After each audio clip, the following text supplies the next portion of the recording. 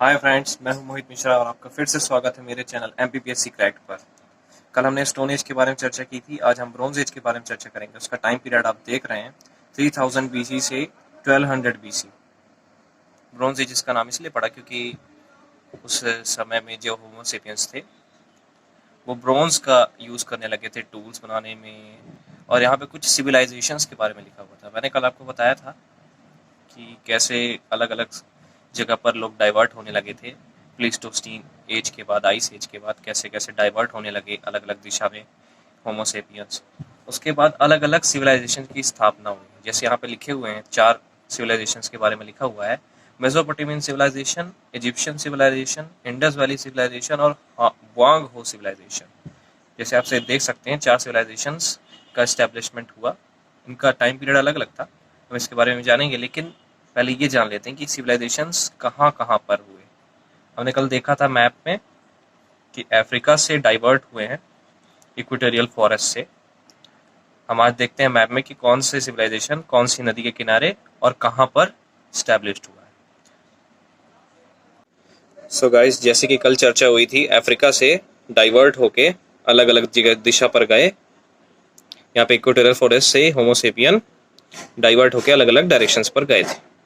लेकिन कहाँ कहाँ गए हैं अब उसके बारे में अपन पता करेंगे। पहला सिविलाइजेशन पढ़ा था हम लोगों ने मेसोपोटामियन, और मेसोपोटामियन सिविलाइजेशन प्रेजेंटली जो इराक एरिया है, एंशियंट टाइम में वहाँ पे था ये एरिया। यहाँ पे मेसोपोटामियन सिविलाइजेशन की स्थापना हुई। यहाँ पे 2 नदियाँ हैं, टिग्रिस और यूफ्रेटस। इन 2 नदियों के बीच में मेसोपोटामियन सिविलाइजेशन की स्थापना हुई है। 2 नदियों के बीच में कौन कौन सी? टिग्रिस एंड यूफ्रेटस नदी, ठीक है। और नेक्स्ट सिविलाइजेशन है इजिप्शियन सिविलाइजेशन। यहाँ से डाइवर्ट होकर इजिप्ट के ओर जब लोग गए, वहाँ पर एक नदी है नील, जानते होंगे सब, दुनिया की सबसे लंबी नदी नील नदी या नाइल रिवर। नाइल रिवर के किनारे जो बस गए, वहाँ पास इजिप्शियन सिविलाइजेशन की स्थापना हो गई। ये एरिया है, ध्यान रखिए। इसलिए मैं आपसे बता रहा हूँ कि पता होना चाहिए कि कौन सा सिविलाइजेशन कहाँ पे। अब अपन बात करते हैं Indus valley civilisation. Indus valley civilisation के बारे में सब जानते हैं, 6 में पढ़ा होगा, लेकिन फिर भी मैं बताता हूँ। इंडिया और पाकिस्तान के बीच में यहाँ सिंधु नदी बहती है ऐसे। अब नहीं है, सूख चुकी है सरस्वती नदी, लेकिन इसको पहले सिंधु नदी कहते थे। तब यहाँ पास जो इसके आसपास लोग बसे हुए थे, उन्होंने इंडस वैली सिविलाइजेशन की स्थापना की। ये हो गया 3rd सिविलाइजेशन। एंड 4th है वांग हो सिविलाइजेशन। वो यहाँ पर चाइना में येलो रिवर या फिर वांग हो नदी के नाम से जानी जाती है, वांग हो रिवर के नाम से जानी जाती है। उसके किनारे जो लोग बसे, उन्होंने यहाँ पर वांग हो सिविलाइजेशन की स्थापना की। इस तरह से 4 डिफरेंट सिविलाइजेशंस अलग अलग टाइमलाइन पर आए हैं। अब टाइमलाइन के बारे में चर्चा करेंगे। सो गाइज, अब हम सारे सिविलाइजेशंस का टाइम पीरियड मैंने लिख दिया है, आप देख सकते हैं कौन सा सिविलाइजेशन कब से कब तक रहा। इसको नोट डाउन कर लीजिएगा करना हो तो। अब हम मेसोपोटामियन सिविलाइजेशन के बारे में थोड़ा डिस्क्रिप्टेड वे में जानकारी लेंगे। इस मेसोपोटामियन सिविलाइजेशन कौन सी रिवर के किनारे बसा हुआ है?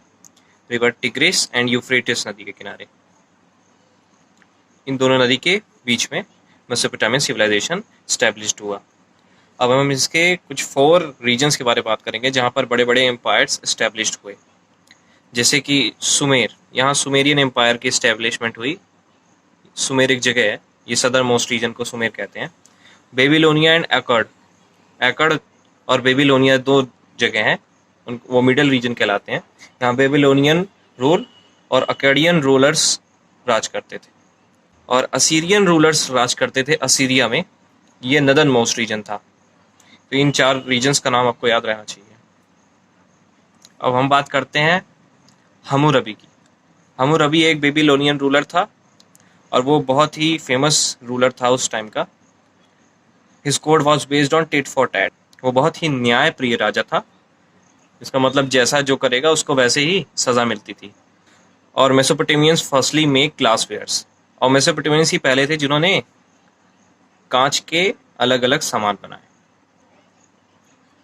उन्होंने एक नया राइटिंग सिस्टम बनाया, उसका नाम था क्यूनिफॉर्म। क्यूनिफॉर्म नाम का राइटिंग सिस्टम था उनका।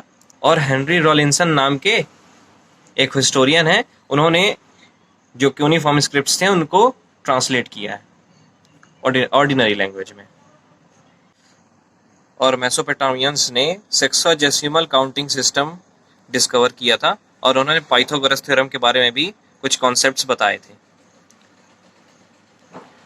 और उन्होंने पूरे दिन को 24 आवर्स में डिवाइड किया था, और स्काई को, आसमान को 12 भागों में बांटा था, जिनको अपन इंडिया में राशि कहते हैं, उन 12 राशियों में बांटा था।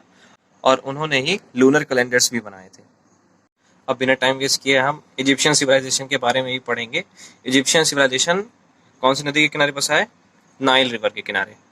और इसमें इजिप्शियन सिविलाइजेशन को 3 पीरियड्स में बांटा गया है, old kingdom, middle kingdom and new kingdoms. Old kingdom को ही एज ऑफ पिरामिड्स भी कहा जाता है, उसी समय पे ज़्यादातर पिरामिड्स बनाए गए हैं। और इजिप्शियन किंग्स को उस समय फेरोआ या फिरौन कहा जाता था। हिंदी में फिरौन कहते थे और फेरोआस कहते थे उनको इंग्लिश में।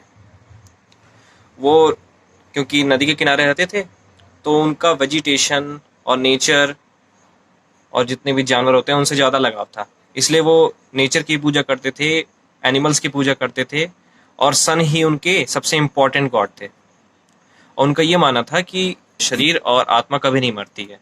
जैसे कि हमारे इंडियन ट्रेडिशन में माना जाता है कि आत्मा कभी नहीं मरती, लेकिन शरीर नश्वर होता है, नष्ट हो जाता है। और उन लोगों का मानना था कि जो बॉडी और सोल होती है दोनों जिंदा रहती हैं, इसलिए वो बॉडीज में स्पाइसेस लगाकर उसे रैप कर देते थे लाइनन कपड़े से, और उसी को मम्मी बना देते थे, जैसे आप जानते ही होंगे मम्मी के बारे में।